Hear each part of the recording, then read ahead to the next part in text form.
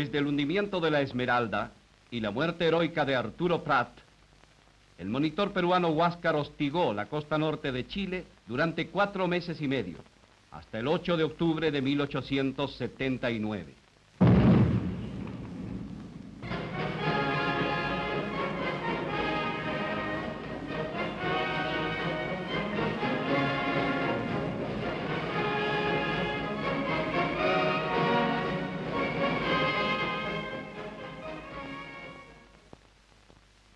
El 8 de octubre de 1879 se libró la batalla naval de Angamos, que consiguió para Chile el dominio del mar, permitiendo el desarrollo de las operaciones militares que dieron a la patria la victoria en la guerra contra el Perú y Bolivia. El propósito de este film es rememorar esta acción naval decisiva. Al iniciarse la guerra entre Chile y la Alianza Perú-Boliviana, las tropas chilenas se concentraron en Antofagasta. La barrera insalvable del desierto de Atacama hacía imposible una acción terrestre. La batalla naval de Angamos, el 8 de octubre de 1879, abrió las puertas del mar y permitió a las fuerzas chilenas conquistar Iquique y Arica y continuar su avance hasta la capital del Perú.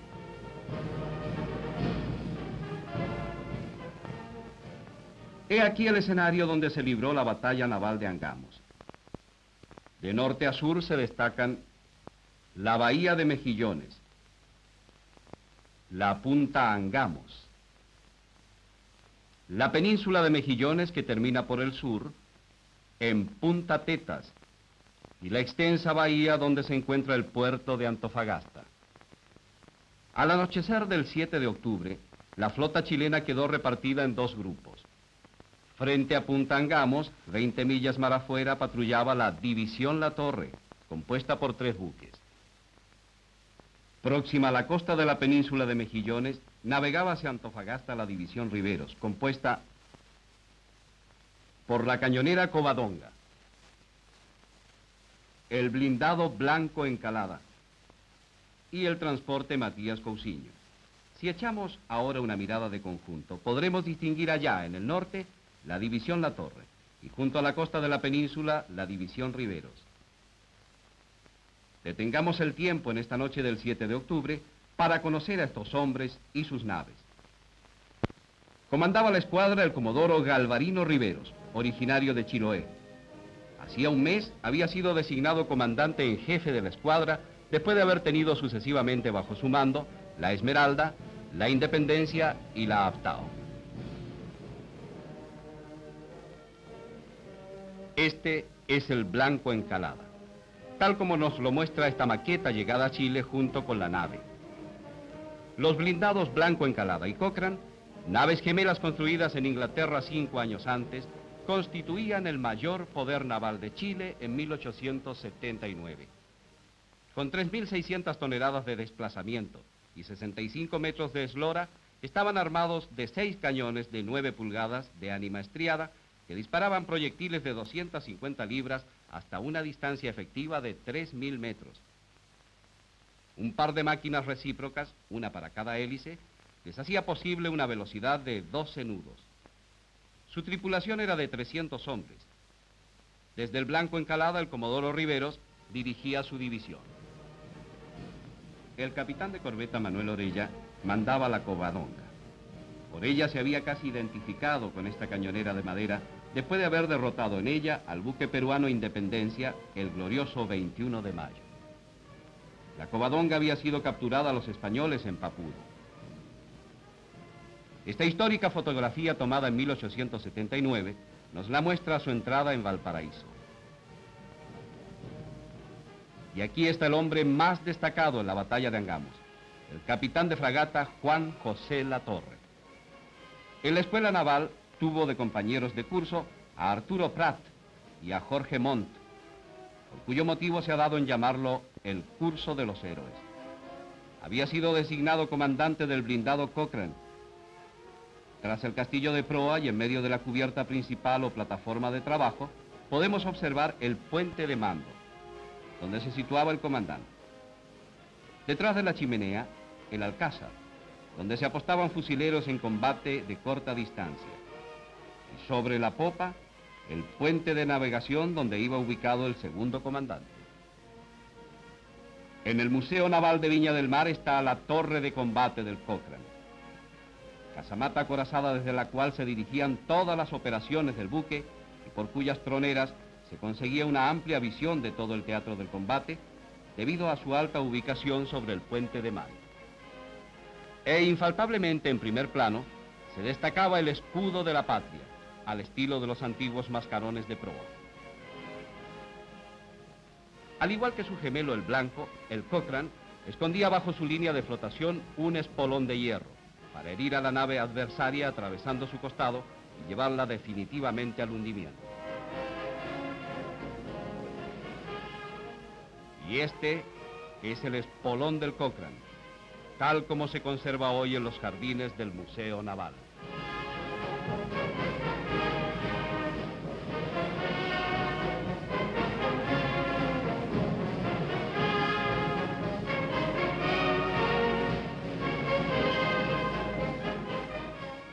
El capitán de corbeta Jorge Montt, quien fogueado los combates contra España en 1865, habría de llegar al grado de almirante y después a presidente de la República.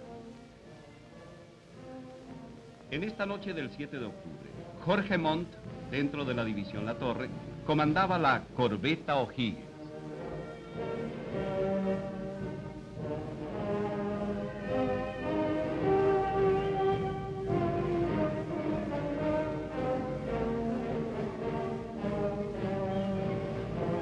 Construida en Inglaterra hacía 13 años, desplazaba 1.700 toneladas y montaba 3 cañones de 115 libras. Su máquina le permitía una velocidad de 11 nudos y podía desplegar velamen. Y el capitán de corbeta Francisco Javier Molinas, quien iba al mando del mercante armado Loa. Este buque además cargaba en sus bodegas la provisión de carbón para las otras naves.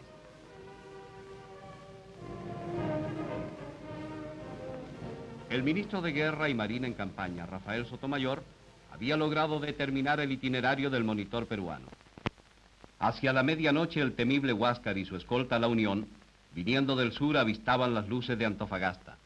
Más de 10.000 soldados chilenos observaban con silenciosa ansiedad al enemigo desde la costa y los cerros de Antofagasta. Penetró el Huáscar en el puerto mismo para cerciorarse de la posible presencia de un buque chileno. El almirante Grau ordenó a La Unión avanzar hasta Punta Tetas y esperarlo allí. El Huáscar, después de comprobar que no había buques en la rada, alcanzó a La Unión. Eran las 3:30 de la mañana del 8 de octubre. Navegaban ahora ambas naves en convoy, manteniéndose a 3 millas de la costa, cuando repentinamente al sobrepasar Punta Tetas, un vigía apostado en las cofas del Huáscar avistó a través de la densidad de la noche las siluetas sombrías de los 3 buques de la división Riveros. El almirante Grau, evaluando acertadamente la identidad de las naves chilenas, aumentó el andar y gobernó hacia el oeste para eludir el encuentro.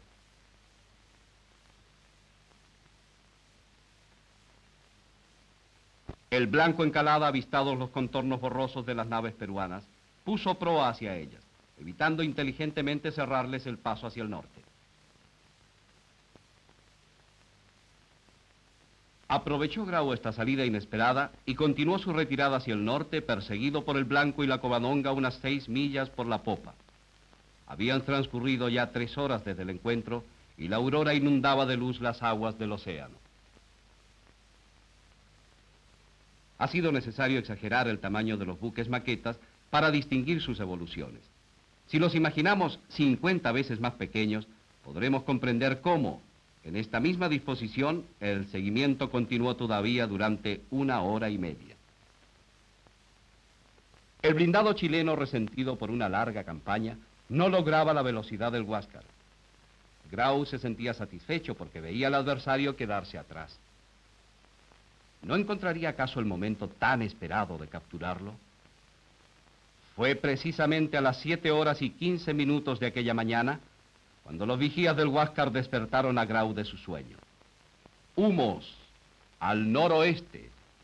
Al reconocer sus cofas, aquellas plataformas para vigías montadas casi al extremo de los mástiles, comprendió Grau que la situación sufría un vuelco desfavorable. El Huáscar estaba a no más de 20 millas de la división La Torre. Por el este, estaba bloqueado por la costa.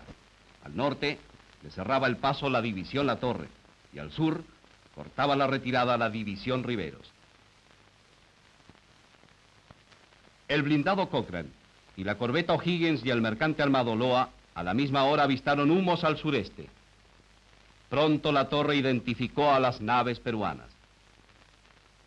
El combate parecía inevitable. Para Grau se presentaron dos únicas posibilidades de escape: huir a todo vapor hacia el nor-noreste tratando de pasar entre la división La Torre y la costa, o caer hacia alta mar procurando eludir el Blanco Encalada. Confiado en la velocidad de su nave, decidió Grau seguir hacia el nor-noreste, ignorando que el blindado Cochrane estaba en sus más excelentes condiciones de maquinaria. Si calculásemos ahora con una rosa de maniobra, podríamos comprobar que el problema de escape no tenía solución.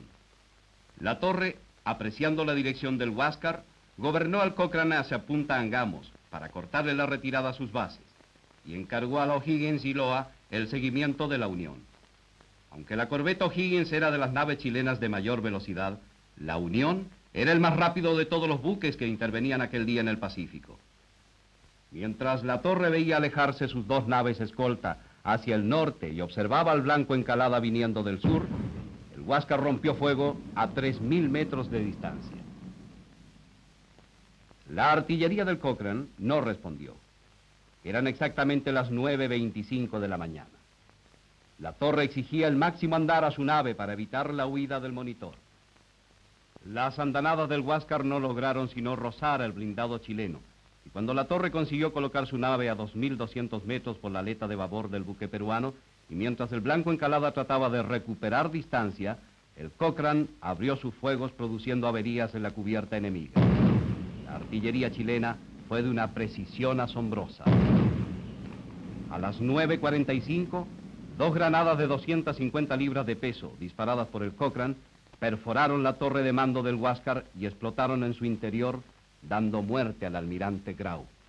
Las guiñadas que debía hacer el monitor para disparar los dos cañones de su torre giratoria y las averías de su aparato de gobierno permitieron al Cochrane colocarse por el lado oeste y al Blanco alcanzar por fin a las 10:10 el sitio de combate. Una andanada del Blanco dio en la toldilla de popa del Huáscar y dejó su timón sin gobierno alguno, pero los sucesores de Grau siguieron fieles a su consigna de morir antes de entregarse. La batalla se prolongó así por 40 minutos más.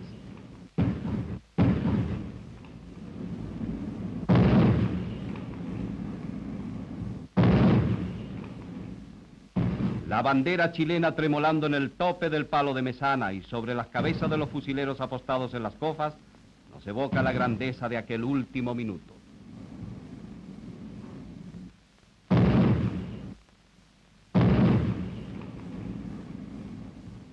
Se ha cumplido exactamente 1 hora y media de combate y ya han muerto dos sucesores de Grau en la cubierta del Huáscar.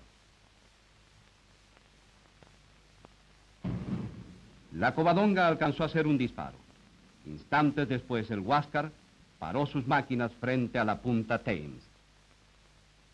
Los blindados chilenos enviaron botes con una dotación de presa que capturó al monitor y lo condujo a Mejillones.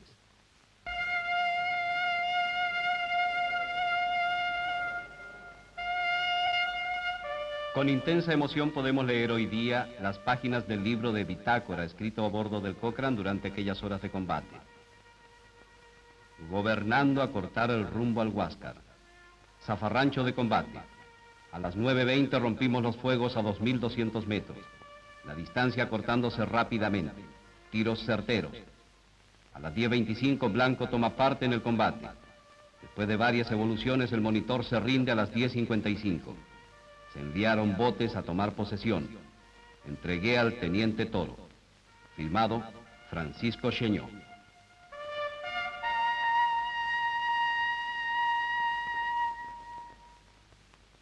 Desde el 8 de octubre de 1879, el monitor Huáscar lleva la bandera de Chile. Próximo a cumplir un siglo de existencia, se conserva a flote en Talcahuano. Contemplemos de cerca esta reliquia histórica. Su proa comienza en un castillo alto y acaba en un espolón sumergido. Con 1.130 toneladas de desplazamiento, el Huáscar había sido construido en Inglaterra en 1866. Su eslora de 60 metros era casi igual a la de los blindados chilenos, pero como forma característica del monitor, debe señalarse su muy baja altura sobre el agua y su casco de hierro.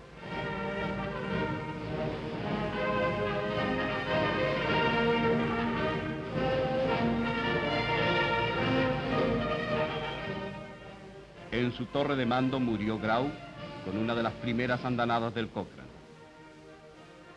Su armamento principal es de 2 cañones con proyectiles de 300 libras. Los cañones son estriados y de retrocarga, montados en una torre giratoria protegida por una coraza de hierro de 7 pulgadas.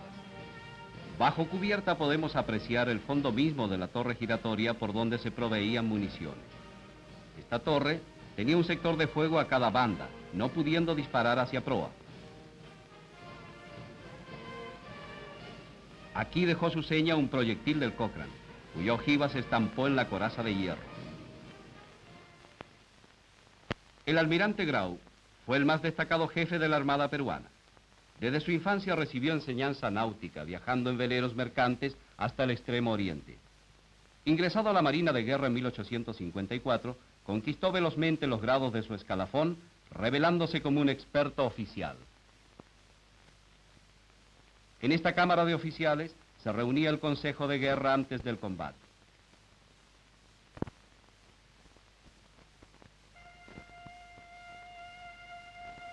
Las cubiertas del Huáscar presenciaron luchas heroicas y sacrificios sublimes. El 21 de mayo en Iquique, Arturo Prat saltó al abordaje. Aquí cayó Prat herido de muerte y poco más allá el sargento Aldea.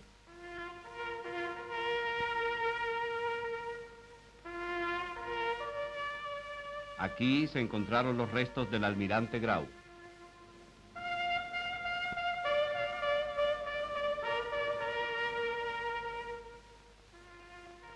Sobre la toldilla a popa murió el capitán Manuel Thompson, en Arica.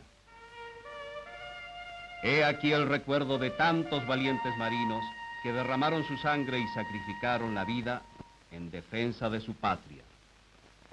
84 años después, los buques de la Escuadra de Chile llevan los nombres de los jefes y naves que participaron en la batalla de Angamos. A nuestra derecha, observamos al Destructor Riveros, la más moderna unidad de la flota, acompañado del Cochrane, destructor gemelo del Blanco Encalada. Y aquí, el crucero O'Higgins, nave capitana de la escuadra. Estos nombres tradicionales han sido mantenidos en varias generaciones de buques desde hace más de un siglo.